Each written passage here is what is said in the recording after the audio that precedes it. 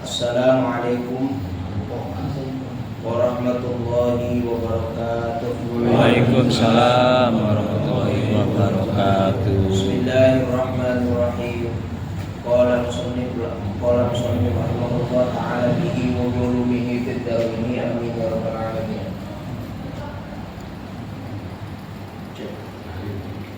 Cek.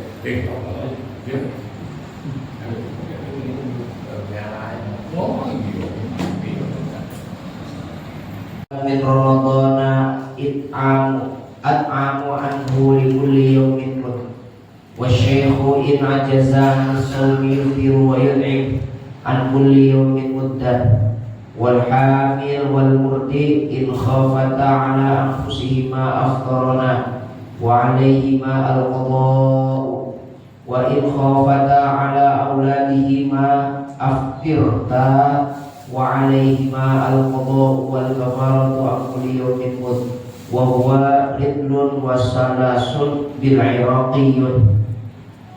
Hadirin yang dirahmati Allah Subhanahu wa taala, masih melanjutkan pelajaran kita pada kesempatan yang lalu, bahwasanya pada kesempatan yang lalu kita sudah menjelaskan tentang kafarat, bayar denda yang dilakukan ketika orang-orang meninggalkan berpuasa. Sekarang ada golongan-golongan orang di mana ketika ada orang ini mati kok meninggalkan puasa, masih punya hutang puasa, apa yang harus kita kerjakan? Atau puasa Ramadan maka memberikan makan bagi orang miskin setiap 1 hari 1 minggu. Jika ada orang meninggal,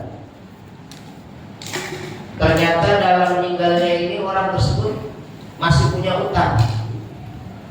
Dulu dia lagi bandel, dulu dia lagi nggak mau puasa, senangnya mainnya di apa, jadi sampai lupa dia tuh puasa. Kalau Ramadan itu puasa.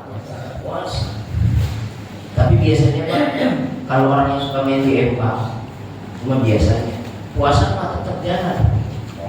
Biasa. Jalan puasanya. Biasa puasanya enggak lemah. Saya punya beberapa kawan yang senangnya main di empang tuh Pak. Maksudnya di empang itu suka mancing begitu ya. Kalau puasa mah oke, kuat. Setahun sekali puasa mah wajib puasa. Tapi sholatnya nggak pernah. Kawan saya, bukan yang ini, bukan yang ini. Saya nggak tahu kalau yang ini. Ada proses. Jadi ada orang dulu bandel dalam masa balignya, setelah masa balignya dia tinggal puasa Ramadan. Kok belum melakukan qadha, belum bayar qadha, mati. Maka ini kalimatnya wa man mata wa alaihi syiyamin ramadhana at'imu anhu li kulli yawmin mud. Maka si yang mati tadi harus membayar 1 mud. Setiap 1 hari bagi puasa yang ditinggalkan. Jadi kalau misalkan 1 bulan penuh dia tinggalkan berarti 30 hari. Ternyata dia nakalnya selama 5 tahun. Begitu, 30 kali 5 berarti berapa? 150 hari berarti ya. 150 hari, setiap 1 harinya 1 mud. Maka 150 mud dia harus bayar. Begitu. Kenapa? Karena ini orang nggak punya kesempatan untuk kembali mengqadha karena sudah mati, sudah meninggal. Berbeda dengan sholat. Kalau ada orang nakal, dulu nakalnya, bandelnya dulu sampai dia meninggalkan sholat, maka ketika meninggalkan sholat kok dia mati, belum diqadha sholatnya, maka saat dia mati berbagai macam pendapat. Ada yang mengatakan nggak usah bayar fidyah, wong fidyah itu adanya dalam puasa aja, bukan pada sholat. Maka tidak punya kewajiban untuk membayar bagi yang sholat. Maka nanti nih Pak, saya sih berharap gitu ya, karena kita orang-orang yang ngaji, jangan mulai-mulai perkara yang salah. Gitu. Justru orang-orang yang ngaji harus memulai perkara-perkara yang benar, mengasih nyampein contoh dan juga memberikan wawasan keagamaan yang kita punya dalam taklif ini. Apa contohnya? Nanti kalau ada orang meninggal jangan ribut nyari beras, tapi ributnya harus bagaimana caranya orang ini segera dikubur, karena hak mayit itu, hak mayit, dan tunaikan hak mayit itu. Udah babnya tuh bab mayit itu udah pernah kali kita berapa pertemuan kali itu bab mayit, bahkan sudah saya tuliskan itu harus dipahami itu. Itulah yang menjadi hak mayit, bukan kita ribut nyari beras biar pokok dan lain sebagainya, biar fidyah dan lain sebagainya. Nyari beras, ini orang dihitung 4 bulan berkarung-karung. Ada yang 1 bulan aja biasanya itu 1 karung atau sampai 2 karung besar. Itu kan kalau orang yang ngerti ini fidyah apa? Ini kafarat apa?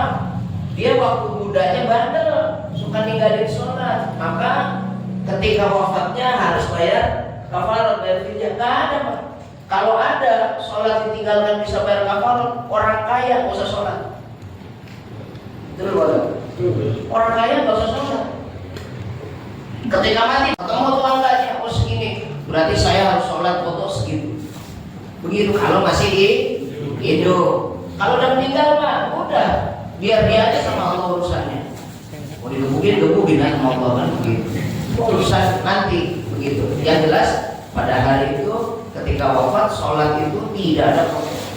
Beberapa waktu di Cegir ini, Pak, saya melihat beberapa waktu di Cegir kalau orang meninggal ribut nyiapin fidyah. Ketika ditanya fidyahnya apa? Dia akan ninggalin sholat. Begitu.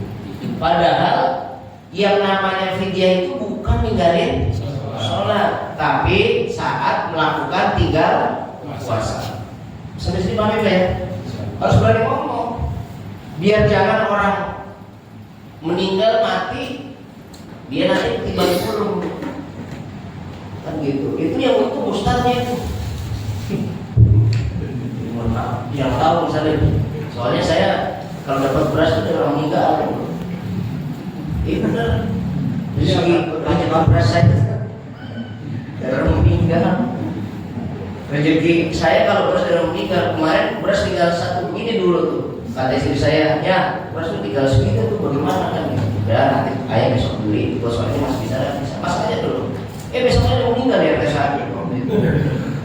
Habis meninggal dibakalin beras, nggak tanggung 25 kilo. Kan banyak ya Pak. Mau saya tolak 25. Kalau cuma sebungkus Pak, bisa saya tolak. Kalau 25 Pak, dulu 25. Itu kan 2 bulan juga belum tentu habis itu. Yang punya wewenang di situ. Wewenang itu bahasanya adalah orang yang secara spiritual dia pemimpinnya di situ. Ustaznya paling Ustaz ini Bapak meninggal punya utang fidyah, punya utang puasa. Semuanya 1 bulan karena saat sakit dia nggak puasa sama sekali. Ya sudah bayar. Nah, gitu. 1 mud berarti kalau 1 mud berarti 30. Kasih kategori tertentu. Nih Pak, nggak kelihatan ya? Ada kategori tertentu. Siapa saja yang bayar mud, bayar kafarat. Yang pertama, wasyaikhu in ajaza an shaumi yuftiru wa yut'im an kulli yaumin muddah. Bagi orang tua banget, rentaknya orangnya. Kalau pikiran kita melihat fisiknya kayaknya nggak mungkin bisa puasa. Namanya syekh. Kalimatnya syekh.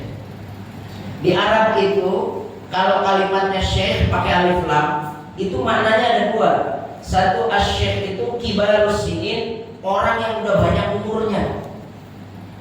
Yang udah banyak umurnya itu dihitung di atas 60 tahun. Udah manula tuh. Kropos. Udah kropos. Kena angin, masuk angin. Mata udah mulai lamur. Kan begitu ya. Itu namanya manula, 60. Kalau di Indonesia manula itu umur berapa ya Pak? 60 ya. Jadi nanti Bapak kalau udah 60 tuh balik lagi ketimbangan, ditimbang lagi ibu-ibu PKK. Kalau dulu kan waktu kecil tuh, kecil dibawa ke posyandu, ntar tua dikit juga dibawa ke posyandu lagi Pak.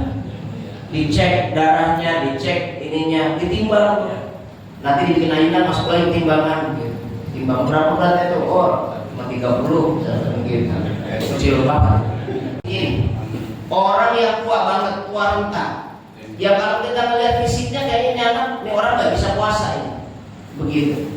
Asyik yang kedua boleh jadi umurnya kecil, umurnya muda, tapi ilmunya masuk, ilmunya mantap. Namanya syekh. Maka ada orang masih muda dipanggil fadilat syekh, syekh yang utama. Oleh ustadz itu mohon maaf ya, jangan di Indonesia dah. Ustadz itu kalau di luar negeri di Mesir itu strata sosial S3, doktor. Orang doktor baru bisa dipanggil ustadz. Di sini baru bisa baca Fatihah ustadz. Apa salah ustadz itu kalau di Indonesia? Benar-benar apa di Indonesia? Ampun. Dulu untuk mendapatkan gelar ustadz itu harus sekolah S1. S1 itu dibuktikan dengan nulis skripsi, S2 tesis, S3 disertasi. Begitu. Baru dipanggil Syekh Al-Ustaz. Nah, di sini tukang mancing bisa mimpin tahlil sedikit. Jadi Ustaz. Agak nanti saya. Begitu kagak di Indonesia? Udah, satu-satunya profesi paling mudah itu Ustaz. Paling gampang. Saya kalau tahu cuman ngapalin Fatihah, Yasin, tahlil, saya ketemu di mondok 13 tahun. Saya belajarnya sama bapak saya tuh. Kalau emang harus begitu ya. Saya kan biar begini-begini pernah di pondok 13 tahun. Wah, di pondok 13 tahun itu. Dan itu juga cuman saya ketika dipanggil sama guru saya, Bang Umar, sampean berapa tahun? Sudah tahun yang 13. Alah baru bisa masak. Digituin sama guru. Emang bener sih. Kan begitu. Pinter mah enggak. Ya 13 tahun aja begitu, apalagi cuma seminggu sekali kan. Saya begitu maksudnya. Kan kita kan mengaji seminggu sekali ya. Kejadian. Ada orang buka pesantren tapi nggak pernah pesantren. Saya pernah ditawarin nih Pak. Saya mohon maaf ya. Saya kan lagi merintis di Sulawesi. Merintis. Dia panggil Ustaz, suruh ngajarin ngaji. Begitu ada kejadian kayak gitu. Kejadian kayak gitu. Jangan sampai kayak gitu. Nah, ternyata kata Gus Dur, oh ini benar kata Gus Dur. Banyak orang yang nanti nggak pesantren tapi buka pondok. Ya kualitas pondoknya jadi kayak begitu. Ada anak yang mohon maaf, anak yang dilecehkan, orang yang dihamilin dan lain sebagainya. Nggak pernah mondok. Coba kalau lihat orang musa-musa, orang yang kiainya beneran gitu. Saya nggak pernah dengar ada pelecehan. Kenapa produk saya? Kiai-kiai itu justru malah rohama ubainah. Skalanya memang usianya tua, ada kalanya ilmunya luas. Seperti Imam Syafi'i. Imam Syafi'i itu 4 tahun hafal Quran, 5 tahun dia hafal kitab gurunya Imam Malik Muwatta, 1000 hadis lebih, bahkan ada yang bilang 1000 sekian sama sanad itu Muwatta. Kok 1000 sejuta sudah hadis. Muwatta hafal kitabnya Imam Malik. 7 tahun diangkat jadi mufti negara. Kalau kata kita ketua MUI. Jadi ketua MUI baru anak umur 7 tahun Imam Syafi'i. Suatu waktu ada munas, musyawarah besar. Semua ulama datang, kaitannya dengan puasa, kayak Imam puasa begini. Datang, adu pendapat, adu argumentasi, Imam Syafi'i diam aja. Sampai satu waktu, ini kita buntu. Kita minta sama mufti kita, Imam Syafi'i, bagaimana? Siap. Naik ke podium, dia ngasih jawaban, semuanya taslim. Semuanya membenarkan apa yang jadi pendapatnya Imam Syafi'i. Turun, dia minum susu. Lah, Kiai, Ustaz, kok minum susu? Kok nggak puasanya kan Ramadan? Lah, yang puasa mah puasa, saya mah nggak puasa. Emang kenapa? Lah yang puasa mah orang balik, saya mah baru 7 tahun. Begitu jawabannya Imam Syafi'i. Satu kali orang kita tuh kayak begitu. Masya Allah luar biasa. Maka sampai sekarang Imam Syafi'i jadi rujukan ini. Jadi itulah orang mati meninggalkan amal kayak begitu. Karena hebat. Kira-kira kalau kita mati masih ada setahun, masih ingat 2 tahun, 10 tahun, 20 tahun kemudian kita masih ingat nggak sama orang? Kalau kita punya karya, makanya harus punya karya. Harus punya yang bisa kita tinggalkan. Bapak harus punya karya yang bisa ditinggalkan sebelum mati. Apa? Ada orang tua, nah syekh di sini, wasyekh di sini bukan maknanya syekh yang alim tadi, bukan. Wasyekhu dan orang tua, maksudnya orang yang punya umurnya udah banyak, tua di atas 60 dan 70. In ajza anis saumi, ketika dia lemah agak bisa berpuasa, nggak mampu berpuasa, maka yuftiru wa yat'imu an kulli yawmin muddan, bagi orang tua itu maka memberikan makan setiap hari 1 mud. Jadi ini orang tua kelihatan, wah kayaknya nggak bisa puasa, udah tua banget, udah rentak, maka dia boleh berbuka. Dia boleh, maksudnya berbuka itu maksudnya nggak puasa, silakan nggak puasa, tapi dikalkulasi selama dia nggak puasa berapa hari. Ternyata 1 bulan, di bulan Syawal meninggal 30 hari tadi, maka setiap 1 hari satu. Tadi 1 bulan itu berapa kita lihat, begitu. Nah ini menunjukkan bahwasanya satu Rasulullah SAW datang itu untuk memudahkan. Nabi Muhammad Sallallahu Alaihi Wasallam diajarkan, diutus oleh Allah Subhanahu Wa Taala untuk memudahkan, bukan untuk nyusahin. Jadi agama Islam itu mudah. Kalau nggak bisa silakan, tapi ada konsekuensi yang harus kita tembuskan. Jadi satu ya. Oke, selanjutnya yang kedua yang boleh nggak berpuasa, satu tadi syekh tadi ya, orang tua. Kalau di atas tadi meninggalkan puasa karena mati dan lain sebagainya, gitu, mata alaih dan itu karena dia nakal dan sebagainya. Tadi syekh. Nah ada juga orang yang boleh meninggalkan puasa, yaitu 2 orang lagi. Satu namanya hamil, yang kedua murdi'. Hamil ini orang yang sedang bunting, kalau murdi' itu nyusuin, begitu. Biasanya kalau udah hamil nanti murdi, karena nyusu itu 2 tahun biasanya. Dari ajaran Nabi Muhammad SAW itu nyusu itu 2 tahun, jangan lebih. Dan nyusu itu 2 tahun. Eksklusif ya, ASI inklusif, ASI eksklusif, apa sih? Eksklusif 2 tahun. Jadi nyusu itu 2 tahun. Nah, jadi diajarkan dalam Al-Quran. Bagi wanita hamil dan menyusui, bagi wanita hamil dan menyusui, ketika dia lagi hamil nih, lalu dia buka puasa, karena memang boleh. Silakan wanita hamil itu buka puasa, silakan, gak ada masalah. Dia buka puasa, dia gak puasa, lalu yang menyusui ini khawatir atas dirinya dan bayinya. Ditanya sama suaminya, "Ma, kamu lagi hamil?" "Iya." "Kenapa?" "Kenapa, Ma? Kok kamu lagi makan?" "Saya lagi hamil muda ya." Begitu. Loh, terus kenapa? "Saya takut kalau saya puasa diri saya rusak. Karena kalau diri saya rusak, anak juga kurang gizi." Berarti takutnya sama dirinya, juga sama anaknya, janinnya, bayinya. Maka jika khawatir atas dirinya dan bayinya, maka nanti masuk bulan Syawal kalau punya kesempatan wajib qadha saja.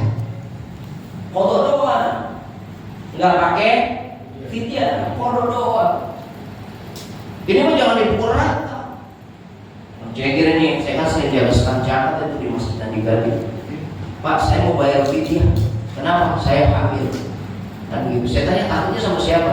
Ya saya mah takutnya sama saya dan juga diri saya dan anak saya. Nanti anak saya nanti nggak itu. Kan berarti dia dua-duanya tuh takutan, badannya kurang sehat, nanti bayinya juga kurang sehat. Maka kalau posisi kayak gini nggak wajib foto, nggak wajib fidyah. Saya bilang, "Mbak, nggak wajib fidyah." "Nah kok begitu?"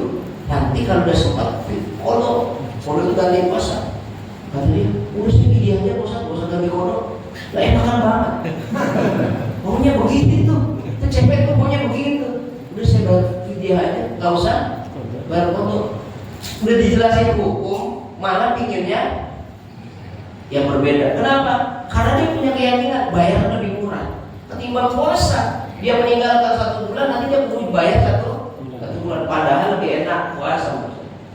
Jadi jangan salah. Jadi kalau dia khawatir pada dirinya dan juga bayinya dan juga janinnya, kalau bayinya berarti sudah menyusui itu. Saya nggak puasa, sedang menyusui. Kenapa? Takut air susunya kering.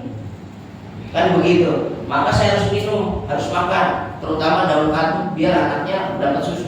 Dia makan, dia minum, batalin puasanya, nggak berpuasa. Maka dalam posisi ini nanti karena dia khawatir pada dirinya dan juga anaknya, wajibnya hanya bayar kodok. Selesai nyusuin, bayar kodok. Enak. Yang ditawarin ini kayak tadi itu ditawar. Saya bayar fidyahnya Ustaz. Lah kenapa? Bang gak ada kewajiban bayar fidyah. Tapi yang lain pada buka, saya kalau puasa. Gitu. Pengennya setelah bayar kodok itu agak puasa lagi. Setelah bayar fidyah itu puasa lagi. Ini kekeliruan yang fatal. Kekeliruan yang fatal. Jika si wanita hamil dan wanita menyusui, kok wanita hamil dan menyusui ini hanya khawatir pada dirinya atau bayinya doang? Kita tanya, lagi nyusuin, iya. Kok nggak puasa? Iya, saya takut kalau saya puasa nanti anak saya nggak dapat gizi. Berarti kan takutnya sama anaknya, sama bayinya, atau takut sama dirinya aja. Saya takut nanti saya nggak dapat asupan gizi yang bagus. Begitu, nggak ngomong takut sama bayinya. Takut pada dirinya atau hanya pada bayinya, salah satunya nih. Maka yang kayak begini ini double, kodok juga, fidyah juga. Bayangkan itu, kodok juga, fidyah juga. Makanya takutnya harusnya pada dua-duanya, biar bayar kodok aja, nggak pakai bayar fidyah. Kalau bayar kodok juga bayar fidyah juga kan berat. Maka kayak begitu. Paham ya Pak ya?